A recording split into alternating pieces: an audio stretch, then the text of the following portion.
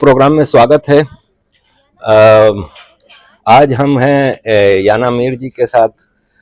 याना मीर जी कश्मीर की बेटी, भारत की बेटी, आजकल लंदन आई हुई हैं।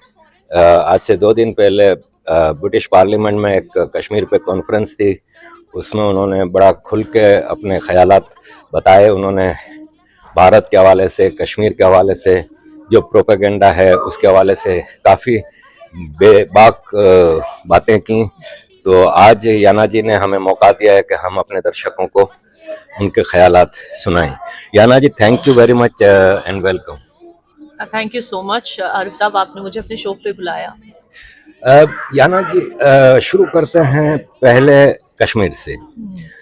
आप कश्मीर में रही हैं, आप कश्मीर की हैं। ज़रा बताइए क्या फ़र्क है कश्मीर आज से 10 साल पहले में और आज के कश्मीर में? 10 साल पहले देखिए बहुत सारी चीज़ें हैं। इतने टूरिस्ट तो पहले नहीं आते थे, औरतों को इतनी आज़ादी पहले नहीं होती थी, लोगों को खुल के जीने की जो आज़ादी है, सी डर से उनको आज़ादी मिल रही है। डर डर यानी क्या होता था?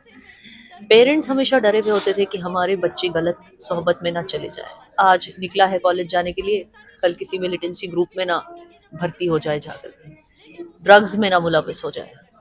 क्योंकि आप तो जानते हैं कि किसी भी सोसाइटी में अगर नफरत फैलानी है तो पहले जो है ड्रग्स का जहर यूथ के रगों में इंजेक्ट करना जरूरी होता है। तो ड्रग्स से जो है नफरत बढ़ती है, नफरत करने की वो जो फीलिंग वो बढ़ती है। तो ये सब कुछ फैलाया, सिर्फ रेडिकलाइजेशन नहीं किया था पाकिस्तान ने, ये सब कुछ ड्रग्स भी फैलाया हमारी सोसाइटी में। आज भी जो है बहुत सारे एनजीओज हैं, गवर्नमेंट फंडेड एनजीओज भी हैं जो ड्रग्स से यूथ को निकालने की कोशिश कर रहे हैं। लेकिन आप सोचो इतने सालों से जो वो चल रहा था उससे इतने जल्दी निकलना इट्स नॉट पॉसिबल। तो हालात कुछ ऐसे थे, लड़कियों को फ्रीडम नहीं थी, ना स्पोर्ट्स ज्वाइन करने की फ्रीडम थी, ना सेल्फी लेती थी। और आज देखो रैपिंग करते हुए आपको सड़कों पे नजर आएंगी कश्मीरी लड़कियां, स्पोर्ट्स में इंडिया के लिए मेडल्स जीत रही हैं।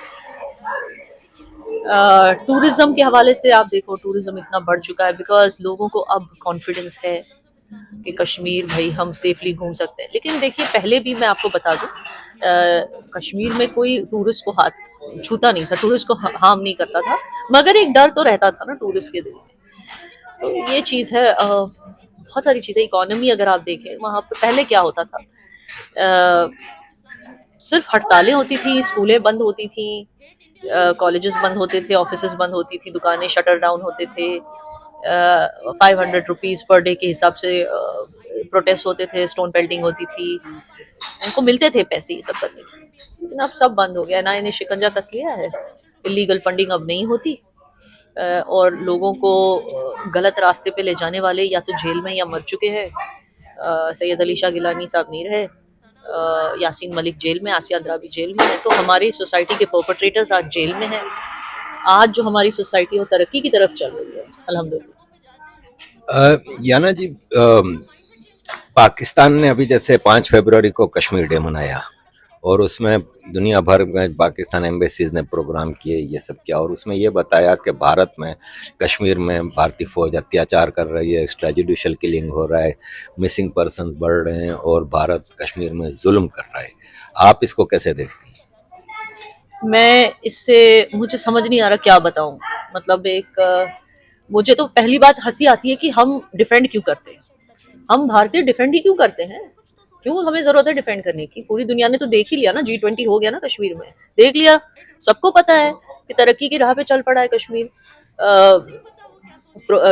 जो आवाम है वो प्रोग्रेस कर रही है, आवाम को जॉब्स मिल रहे हैं। MSME रजिस्ट्रेशन देख के आपको समझ आएगा कि self employment is on the rise. Infrastructure projects बन रहे हैं, जाहिर बात है आवाम को जॉब्स मिल रही है, एवरीथिंग इज देयर।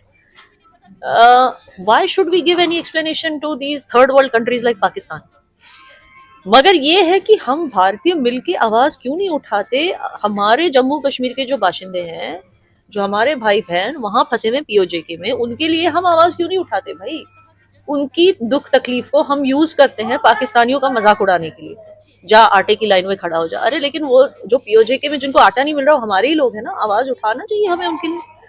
क्यों नहीं हम ट्रक भर के रेडी रखते हैं बॉर्डर पे और पाकिस्तान को बोलते हैं, और जो इदारे हैं, ह्यूमन राइट्स इदारे हैं दुनिया भर के, जो इंडिया पे उंगली उठा रहे हैं, क्यों नहीं हम इंडियंस मिलके ये कहें कि पीओजे के लोगों के लिए हम आटा भेजेंगे, हम ट्रक्स रेडी करते हैं आटा भर के, पाकिस्तान गवर्नमेंट को बोलो कि बॉर्डर्स खोल दें, हम आटा भेजते हैं। हम क्यों नहीं करते ये?